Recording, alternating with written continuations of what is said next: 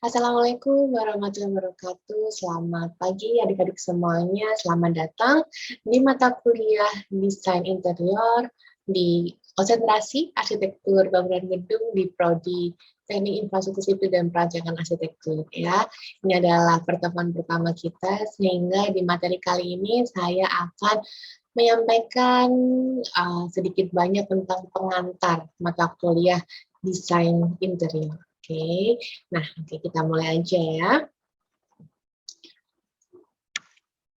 Baik. Nah, sebelumnya agendanya apa sih untuk pertemuan kali ini? Pertemuan kali ini adalah kita akan membahas sedikit tentang apa sih akan kita lakukan selama 1 semester ini di mata kuliah interior ini, dan selanjutnya saya akan masuk kepada materi pengantar desain interior. Oke, di mata kuliah ini saya akan bersama dengan Pak Sahid mendampingi adik-adik belajar tentang desain interior. Saya akan hadir pada setengah semester pertama ya, pertemuan pertama hingga nanti UTS ya. Saya akan menyampaikan sedikit banyak tentang apa itu desain interior, kemudian teori-teori yang mendasari, standar-standar yang dipakai ya dalam merancang desain interior. Nanti setelah UTS akan ketemu dengan Pak Sahid, dia lebih praktikal. Dia akan mengajarkan tentang bagaimana sih di lapangannya gitu ya, dalam merancang suatu desain interior. Nah, lebih seperti itu ya, nanti pembelajaran kita dalam 1 semester. Nah, kita akan masuk kepada definisi, ya, definisi tentang interior design. Nah, interior design itu apa sih? Ya kan sering dengar gitu, kayaknya kok menarik banget, kayaknya kok cantik-cantik gitu ya, seru gitu mempelajarinya. Dan emang benar, mempelajari desain interior itu menarik banget, kita akan belajar banyak hal, tapi perlu kita ketahui apa itu definisinya. Definisinya sendiri itu banyak ya, cukup banyak sumber yang bisa kita ambil, tapi saya ambil satu ya, nanti adik-adik boleh cari lagi sumber-sumber lain yang menyampaikan definisi interior design. Kurang lebih sih akan sama, tapi saya akan menyampaikan salah satunya dari Dekacing ya, bahwa interior design is the planning, layout, and design of the interior space within buildings. This physical setting satisfy our basic needs for shelter and protection. They set the stage for and influence the shape of our activities. They nurture our inspiration and express the ideas which accompany our action. They affect our outlook, mood, and personality. The purpose of interior design, therefore, is the functional improvement, aesthetic enrichment, and a psychological enhancement of interior space. Nah, apa ya? Kurang lebih apa ya artinya ya? Nah, artinya adalah bisa dikategorikan seperti ini. Desain interior adalah sebuah perencanaan, tata letak, dan perancangan ruang di dalam suatu bangunan. Keadaan fisiknya memenuhi kebutuhan dasar dari kita, akan naungan juga perlindungan, mempengaruhi bentuk aktivitas dan memenuhi aspirasi kita dan mengekspresikan gagasan yang menyertai tindakan kita. Di samping itu, sebuah desain interior juga mempengaruhi pandangan, suasana hati, dan kepribadian kita. Oleh karena itu, tujuan dari perancangan interior adalah mengembangkan fungsi, ya, memperkaya estetika, dan meningkatkan psikologis dari ruangan ya, masing-masing ruangan tersebut. Menarik ya. Jadi desain interior ini pada dasarnya terkait dengan hal pertama adalah merencanakan, kemudian melakukan penataan dan merancang ruang-ruang interior di dalam sebuah bangunan agar menjadi sebuah tatanan fisik untuk memenuhi kebutuhan dasar manusia dalam hal penyediaan sarana bernaung dan berlindung.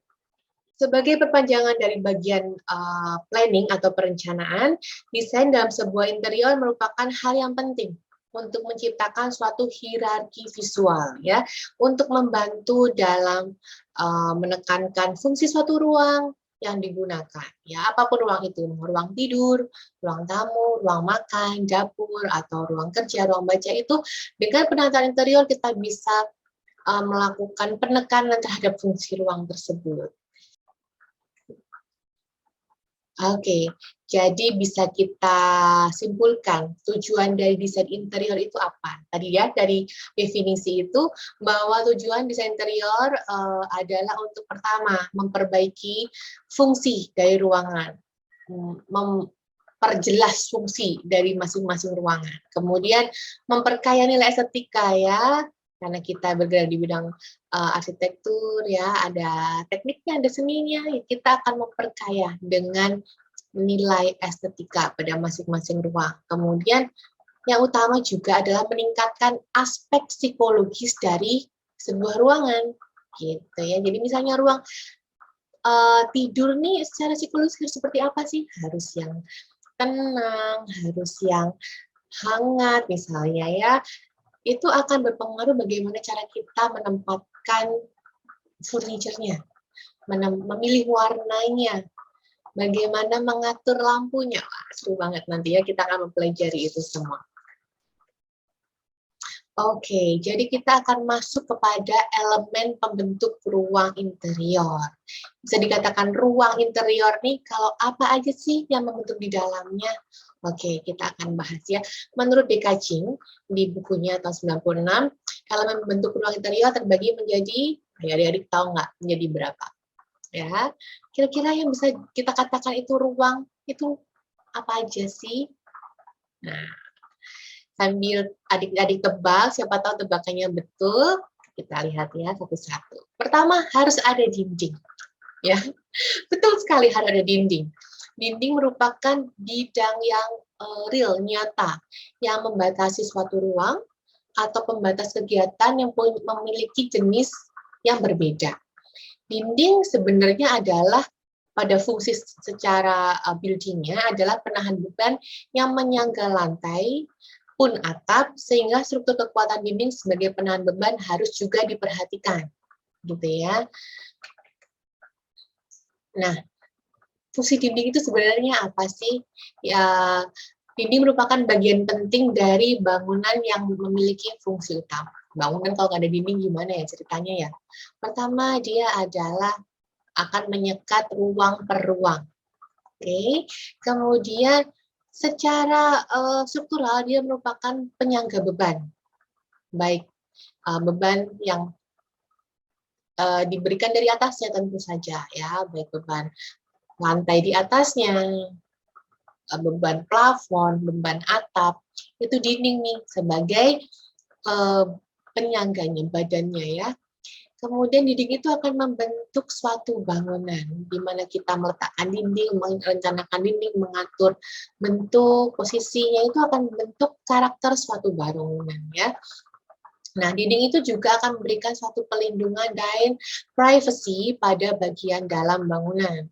Ya, bagaimana dinding itu apakah full masif atau ada jendelanya atau bolong-bolong atau gimana pemilihannya itu akan memberikan kesan leveling pada privacy dan juga bagaimana akan membentuk suatu proteksi perlindungan pada orang-orang yang ada di dalamnya ya. Kemudian dinding juga menjadi bagian dari fungsi dekoratif dan yang terakhir adalah fungsi akustik. Nah, ternyata banyak ya fungsi dinding ya. Oke, nah sehingga dengan adanya fungsi-fungsi yang banyak dari dinding itu sendiri, maka ada persyaratan dinding yang baik itu seperti apa? Pertama, baiknya dia keras, karena dia menopang tadi ya sebagai struktur. Nah, kemudian dia harus strong enough, kemudian tidak lembek, tidak lentur, tidak tembus angin atau udara, dan tentu saja kuat menahan beban vertikal maupun beban horizontal ya, tadi saya tambahkan. Oke, jadi Bu, jenis-jenis dinding itu berarti nggak cuma dinding yang kita tahu aja ya, ternyata dinding itu macam-macam ya, mungkin teman-teman sudah pelajari sih di mata kuliah struktur, tapi bolehlah kita ulang sedikit ya, untuk mengingatkan lagi kaitannya nanti kalau kita aplikasikan di desain interior. Nah, di sini itu ada dua. Pertama kita kategorikan struktural dan non struktural. Yang struktural apa? Yang struktural ada bearing wall. Bearing wall, kemudian root bearing wall, kemudian ada foundation wall, ada kalau di non struktural ada firewall, partition wall, curtain panel wall, garden wall, party wall. Wah, banyak juga Bu. Iya, banyak. Adik-adik boleh cari, kita akan diskusi di pertemuan selanjutnya ya. Di sini ini apa aja ini? Jadi nanti dicatat, coba cari bearing wall itu apa ya. Buka lagi bukunya, buka lagi pembelajarannya di mata kuliah lain yang membahas ini. Nanti kita diskusi. Ya, boleh ya. Ini ada satu homework buat adik-adik. Next, nah bagaimana cara pengolah dinding Bu untuk interior? Bisa dengan kita paling common ya, paling umum adalah dengan dicat. Ya, 8 cat ini sekarang sudah macam-macam. Ada cat yang glossy, ada yang dark, bahkan ada yang bertekstur, ada yang bermotif, ada yang emboss, macam-macam ya. Sudah banyak sekali cat dalam aplikasinya. Kemudian dinding juga bisa kita dekorasi dengan melakukan mural atau dilukis gitu ya. Banyak sekali nih biasanya public building ya seperti hotel atau cafe atau restoran itu untuk mengolah dindingnya bisa dengan dilukis ya. Kemudian bisa juga dengan melakukan penutupan seperti dilapisi dengan wallpaper atau material-material lain ya. Macam-macam sekarang. Artinya kita bisa mengolah dinding dengan banyak cara dan tentu saja masing-masing memiliki fungsi ya, tergantung kebutuhannya. Kemudian, nah, kita sering mengenal bahan dinding itu ya batu bata gitu ya, batako atau mungkin batu kali gitu ya. Biasanya disebut tembok sih kalau kita fungsikan sebagai dinding struktural gitu. Tapi bahan dinding yang lain yang bisa adik-adik kenal itu ada kayu solid, bisa dari kayu jati, nangka, bengkira ya, atau bisa juga dari kaca yang tempered glass gitu yang punya ketebalan tertentu. Tentu saja dia harus memiliki spesifikasi sebagai dinding, jangan asal kaca. Saya mau pakai dinding kaca, saya pakai kaca, spesifikasinya nggak dicek, nah nggak bisa. Dia harus spesifikasinya memang diperuntukkan untuk sebagai dinding. Balik lagi ke fungsinya ya, dia sebenarnya fungsinya juga untuk penahan beban. Kemudian dinding dari logam, kemudian bisa juga dengan kayu lapis, dan masih banyak lagi bahan-bahan dinding ya. Nanti adik-adik cari dan kita diskusi. Next. Kemudian ada yang kedua, elemen pembentuk ruang interior adalah tadi dari kita ketemu dinding. Ya, kita coba tengok ke bawah ya. Tengok ke bawah ada lantai. Adik-adik sekarang pasti sedang berdiri atau duduk di atas kursi yang stand di lantai ya, tentu saja ya, nggak mungkin ngambang. Atau lagi rebahan di kasur, kasurnya nempel lantai ya. Itu adalah elemen pembentuk ruang interior. Yang kedua ada lantai. Lantai merupakan bagian bangunan yang berhubungan langsung dengan beban ya, kaitannya dengan gaya gravitasi semua kita tarik ke bawah ya. Ya, baik beban mati, beban bergerak atau bergesek itu semua lantai nih sebagai tumpuannya.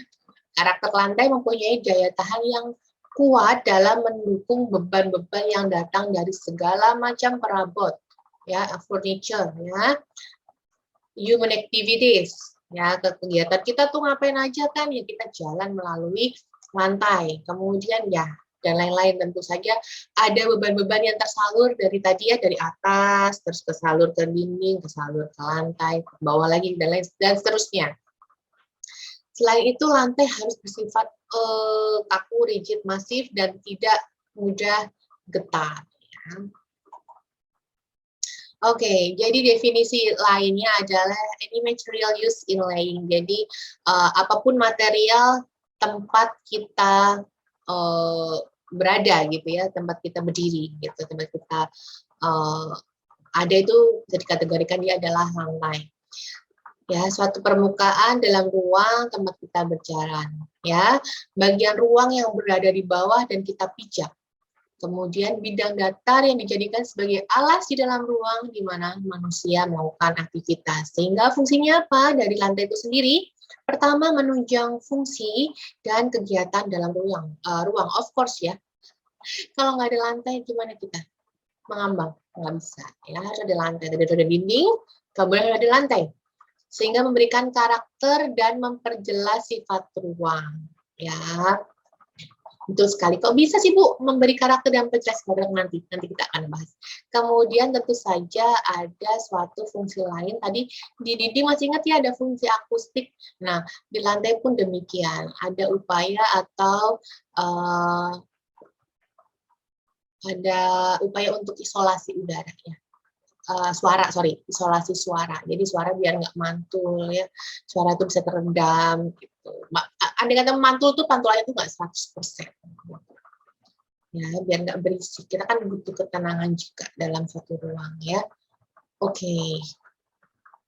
Karakter ruang dapat tercipta dari pola, warna, juga tekstur suatu penutup lantai ya. Lantai menyalurkan kualitas fisik terhadap keamanan para manusia saat berjalan. Lantai berwarna yang cukup terang dapat meningkatkan kekuatan cahaya suatu ruangan ya. Jika ada cahaya, lantai memiliki fungsi untuk memantulkan ya, sedangkan lantai gelap akan menyerap sebagian cahaya. Nah, salah satu fungsi cahaya juga ya. Nah, sehingga persyaratan lantai antara lain apa? Pertama adalah pastinya ya harus kuat dan dapat menahan beban di atasnya, mudah dibersihkan.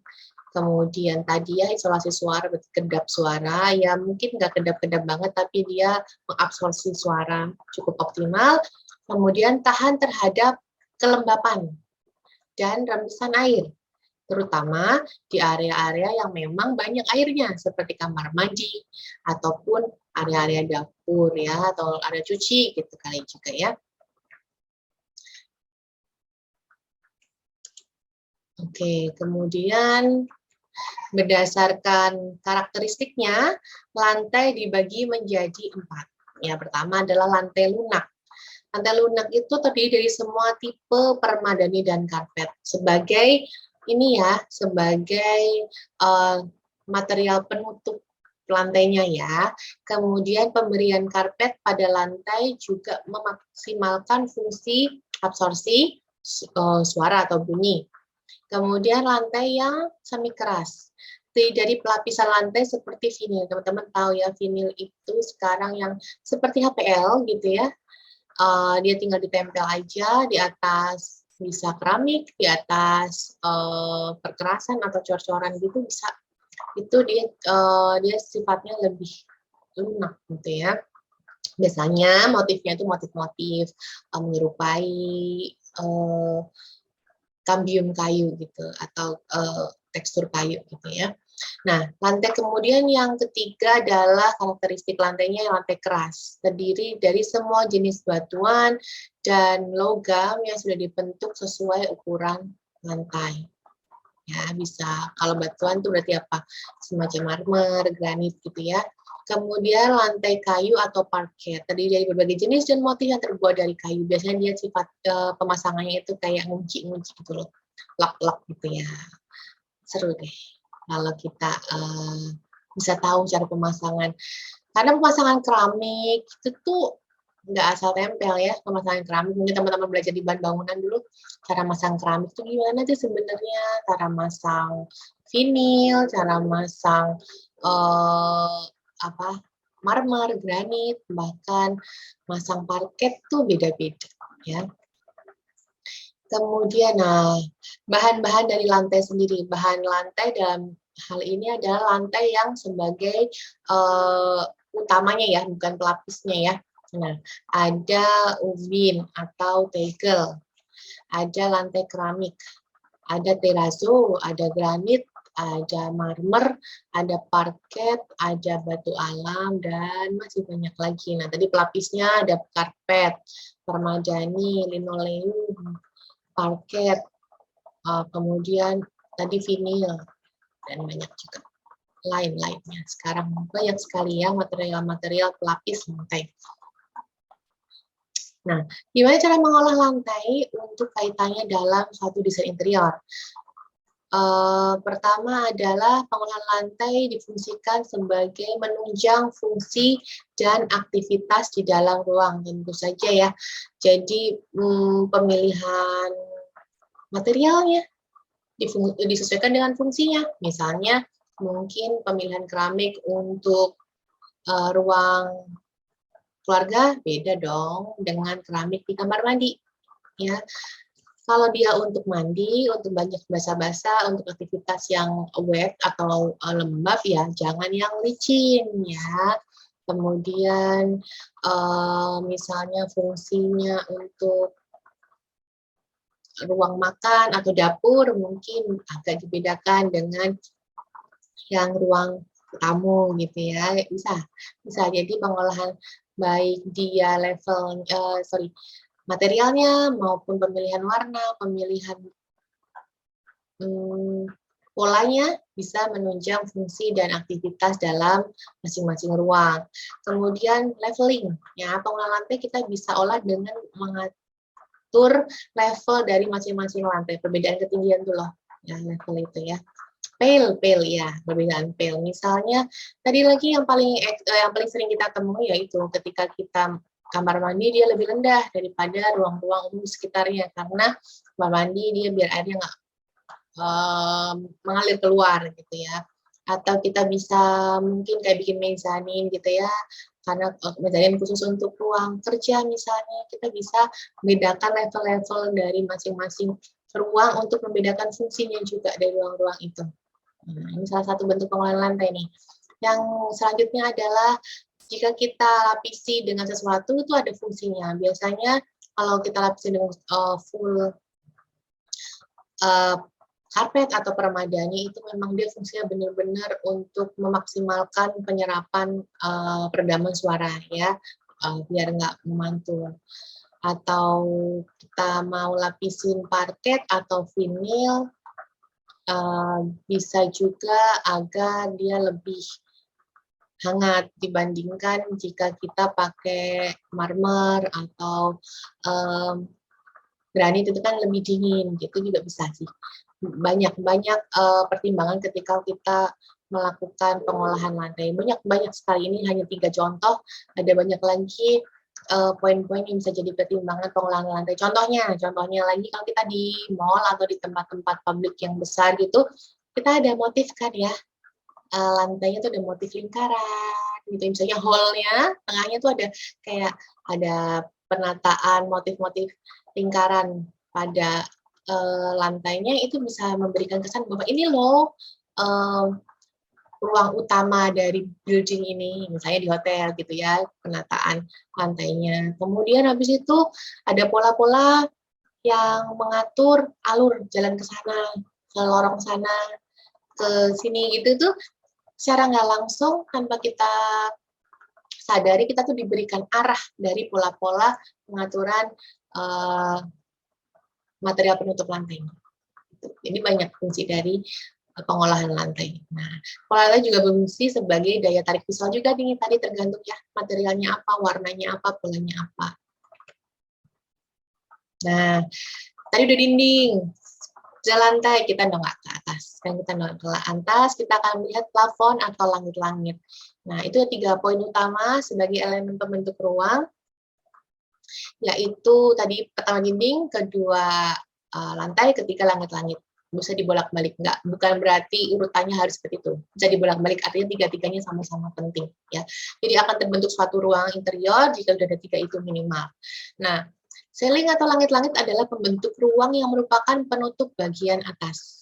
Kesan pertama yang akan muncul adalah tinggi rendahnya ruang itu ya, tergantung kita kasih ketinggiannya mau berapa, itu akan berpengaruh terhadap ruang itu terasa pendek, ruang itu terasa besar. Itu ada pada peletakan langit-langit.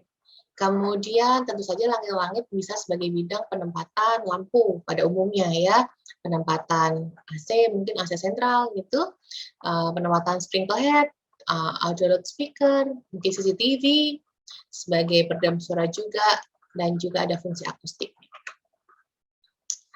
Oke, nah fungsi langit-langit sendiri itu apa? Pertama adalah pelindung kegiatan manusia di dalam bangunan. Otomatis ya.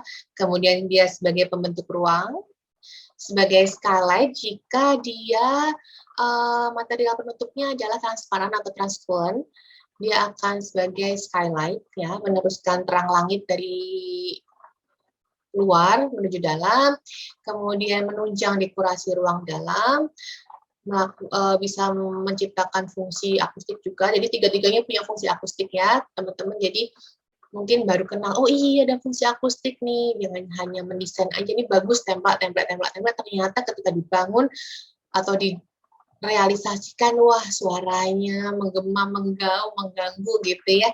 Nah, fungsi akustik itu penting teman-teman untuk kenyamanan pengguna di dalamnya.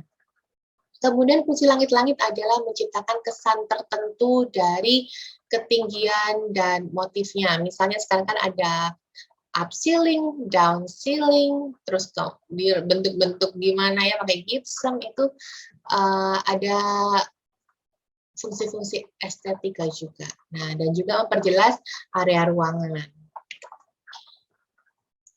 Nah, bahannya apa nih untuk langit-langit? Bisa dari kayu, eternit, hardboard atau softboard, gypsum, dan banyak. Nah, dasar-dasar pertimbangan dalam perencanaan langit-langit itu apa ya, Bu ya? Ya, pertama adalah kita lihat dari fungsi langit-langit sendiri, selain sebagai penutup ruang juga sebagai pengatur udara dan ventilasi. Kemudian dari penentuan ketinggian didasari oleh pertimbangan fungsi juga, proporsi ruang juga, kegiatan di dalamnya apa, bagaimana konstruksinya, dan permainan tadi up ceiling, down ceiling, dan macam-macamnya itu ya, itu jadi penentuan ketinggiannya juga. Kemudian gimana finishing atau bentuk penyelesaiannya dapat dilakukan berdasarkan fungsinya, bisa melengkung, berpola, atau polosan aja, atau struktur expose, nah, macam-macam deh, tergantung ya kebutuhannya juga.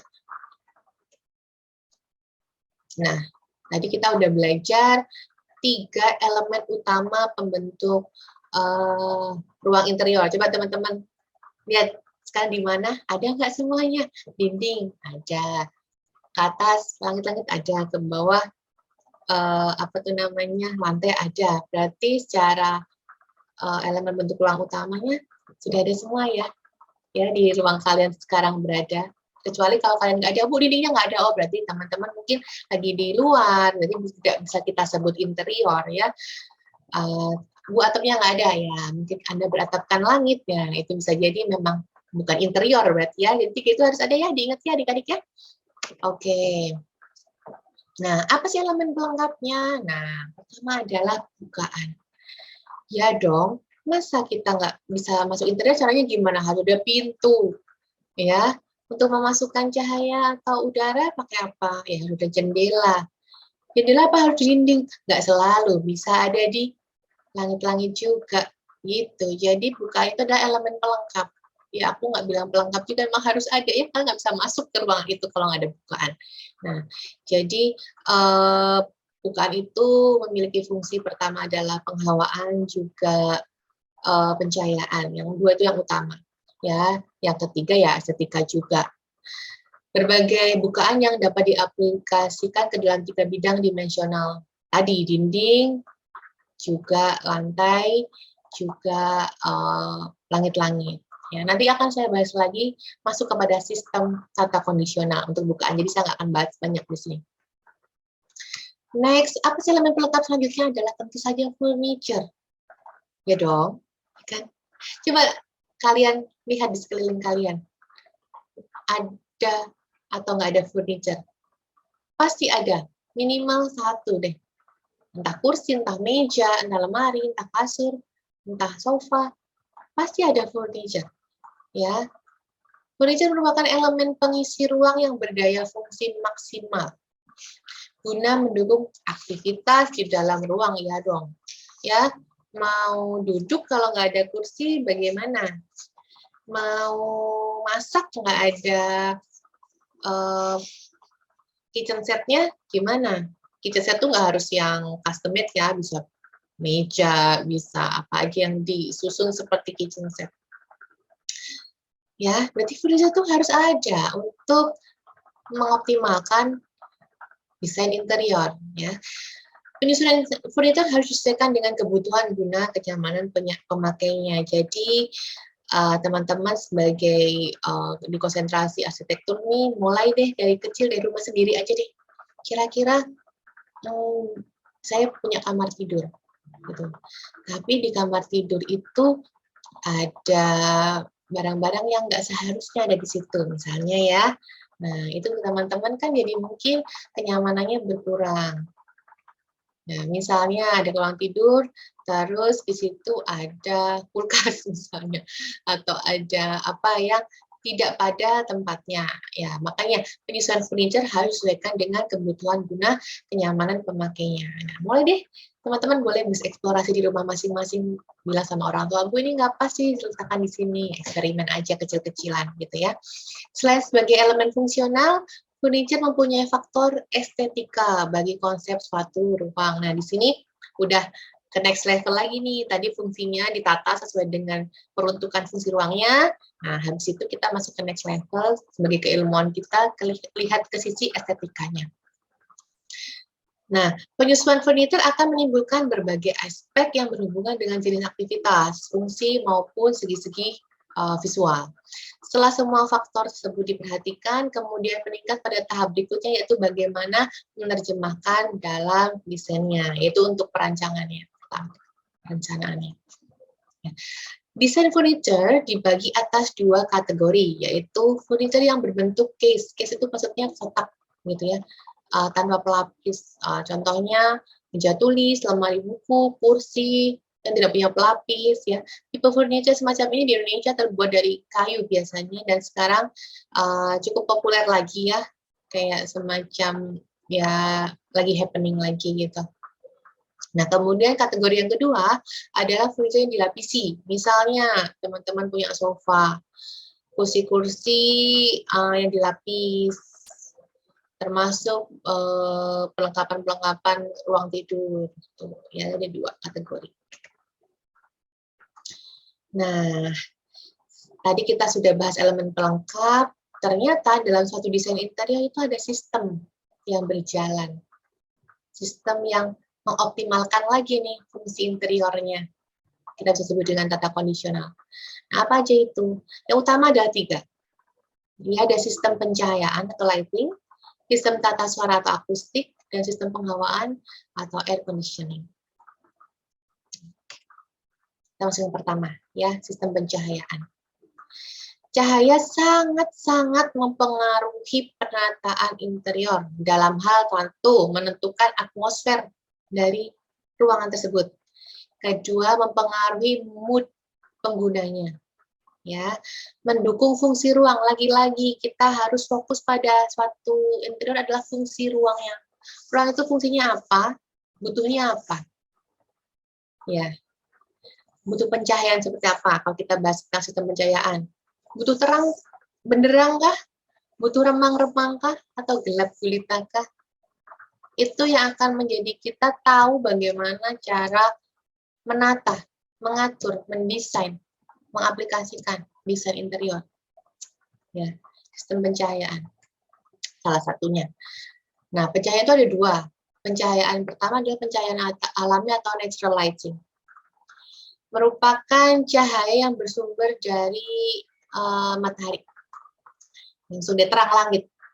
Cahaya ini sangat baik bagi manusia, bisa mengasingkan manusia dari cahaya matahari secara total yang akan membawa dampak merugikan baik secara fisik maupun mental. Nah, pencahayaan alami adalah proses menempatkan jendela, bukaan, dan permukaan reflektif lainnya sehingga pada siang hari ruangan tersebut dapat nih cahaya alami yang efektif ke dalam ruangan. Ya, tapi ini cukup tricky untuk pencahayaan alami karena kita ada di belahan khatulistiwa ya. Cukup bisa masuk sih, tapi ada efek lain. Ketika cahaya itu masuk kita dapat terangnya, tapi kita juga dapat panasnya karena ada UV yang masuk juga, ada gelombang panas yang masuk. Itu nanti kita akan pelajari di green building kalau yang udah masuk ke fisika bangunan. Tapi artinya ketika kita ingin mengatur cahaya alami yang masuk bagus, tapi ada efek ikutan tuh yang akan memberikan dampak yang mungkin panas, sumuk gitu ya. Karena ya tadi itu cahaya masuk ngebawa panasnya juga.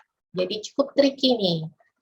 Kemudian ada beberapa keuntungan dan kerugian jika kita menggunakan sumber cahaya matahari bagi pencahayaan ruangan atau bangunan. Yaitu kalau positifnya adalah cahaya matahari itu murah, gratis sih, dan mudah didapat sebetulnya. Dia akan memberikan efek sehat bagi tubuh baik secara fisik maupun mental pada jam-jam tertentu ya. Menghasilkan penampakan objek yang jelas dan tegas. Seperti di contoh gambar itu kan kelihatan banget ya bagaimana cahaya matahari itu bisa direct masuk dan memberikan pantulan-pantulan yang tegas gitu pada material-material atau furniture-furniture yang ada di dalamnya. Nah, negatifnya apa nih? Kerugiannya. Pertama adalah cahaya matahari tadi memiliki keterbatasan waktu. Kalau malam udah nggak ada. Terang langitnya kalau di Indonesia tuh cukup gelap ya. Nggak yang terang gitu malamnya. Kemudian mempunyai tingkat cahaya yang berbeda tergantung musimnya. Untuk mengurangi panas berlebih dibutuhkan perangkat penghalang atau filter atau curtain gitu ya. Jadi tetap aja tambahan-tambahan artificial untuk misalnya filtrase atau mungkin apa tuh namanya gorden dan lain sebagainya. Tetap ada upaya-upaya untuk menghalangi panas yang berlebih. Kita nggak bisa kontrol kan panasnya yang mau datang tuh sejauh apa, sebanyak apa. Kita hanya bisa kasih artificial aja untuk membatasi. Nah, yang kedua adalah pencahayaan buatan atau artificial light. Pencahayaan buatan terkait dengan penemuan ornamen sumber cahaya itu sendiri.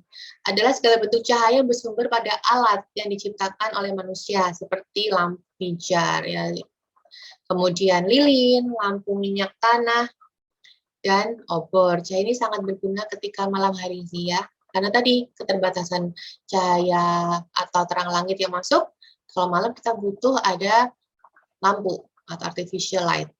Meski memang tidak ekonomis, cahaya lampu memberikan beberapa keuntungan. Penerangan dapat dilakukan sepanjang hari, walaupun boros, memberikan fleksibilitas perencanaan kebutuhan cahaya dalam ruang. Jadi kita bisa taruh ini yang butuhnya mana yang banyak, butuhnya yang sedikit, itu bisa atur. Dapat memberikan efek estetis pada ruangnya. Gimana caranya bikin efek estetis?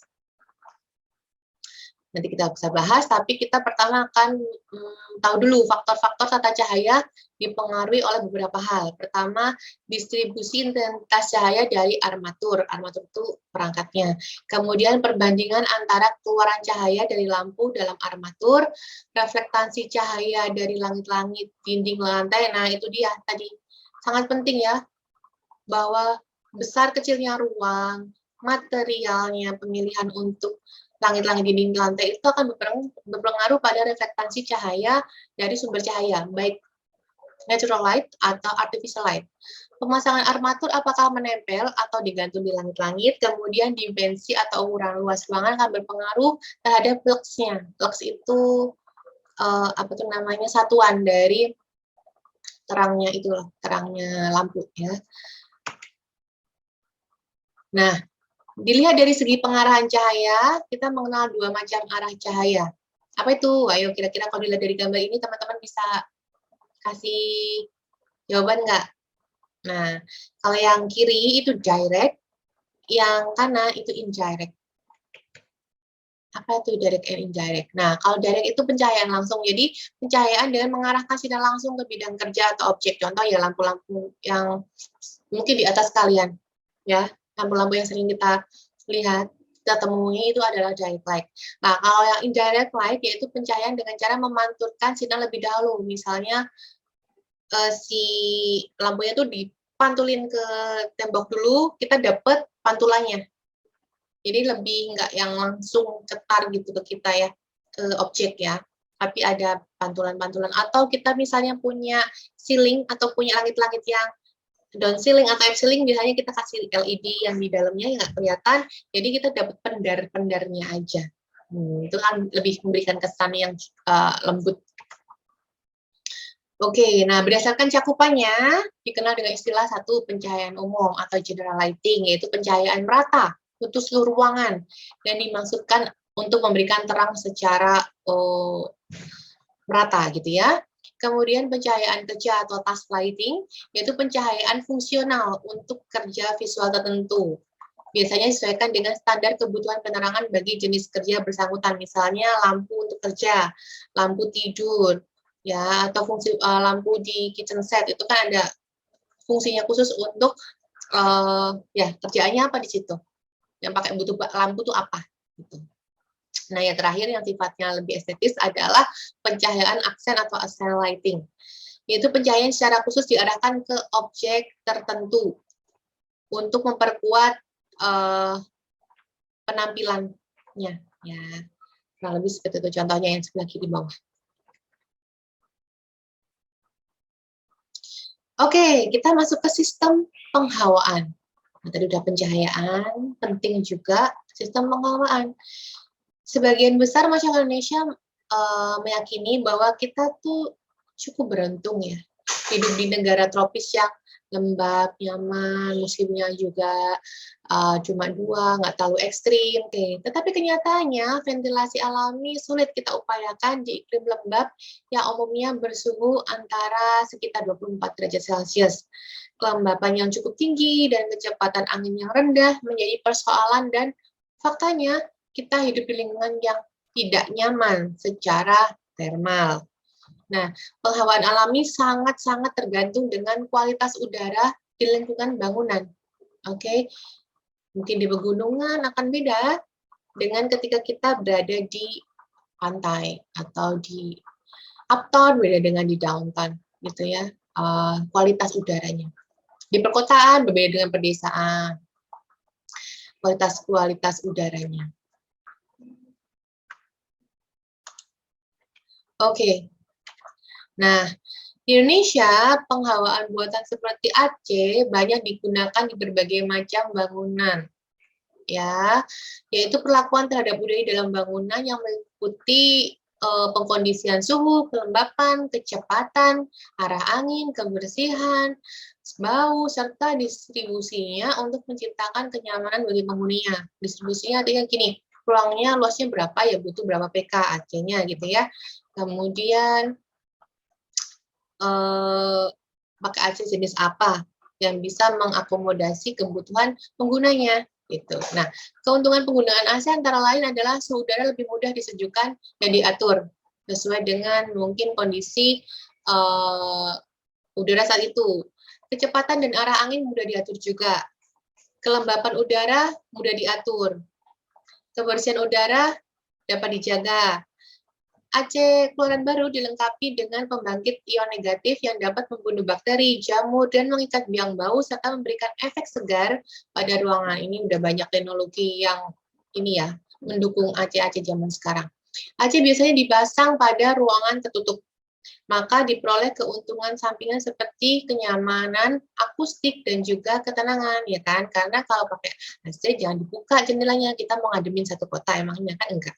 Jadi harus ditutup sehingga otomatis bisa melindungi dari suara-suara dari luar, sehingga ketenangan dan juga kenyamanan akustiknya kita bisa dapat juga.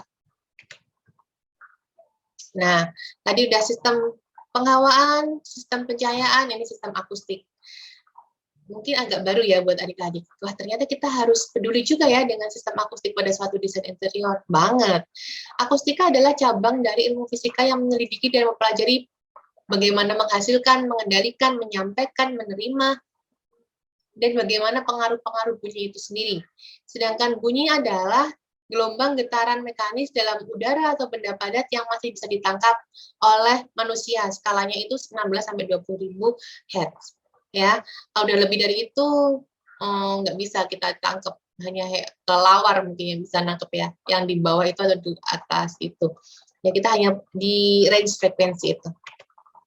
Itu aja sudah kadang mengganggu sekali ya kalau di luar kemampuan kita menerima.